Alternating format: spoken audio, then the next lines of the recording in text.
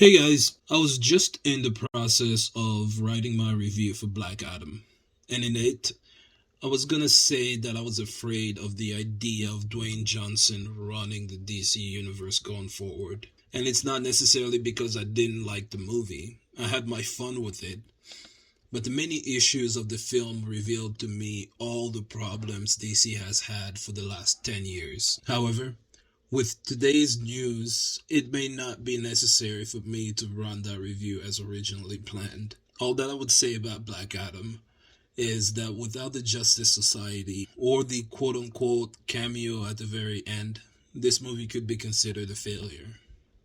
And The Rock absolutely knew it.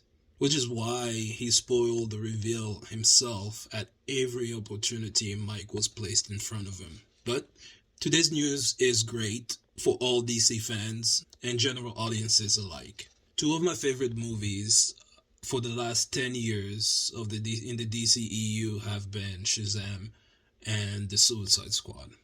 My frustration with people that only seem to like Zack Snyder is that they don't seem to see how his movies, in the DCEU in particular, have turned audiences away from memorable and inspirational characters like Superman and others in the DCEU. I believe that DC was made for the parents, their children, and absolutely for hardcore DC fan. But a balance needs to be found. That balance hasn't existed in DC movies for a very long time, until maybe the very first two acts of Wonder Woman. That balance is eventually made perfect in a movie like Shazam. This movie reminds me of movies that we saw in the 80s.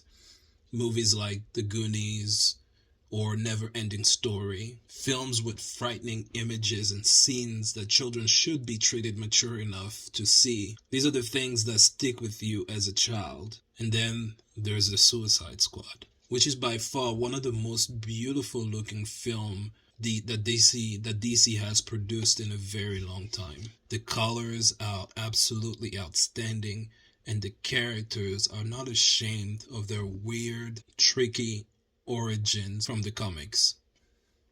Which brings me to the news of the day. James Gunn and Peter Safran are now running DC Studios, and I couldn't be happier, as those two were behind both of those films. My only hope is that it turns out great for all of us DC fans, but only time will tell.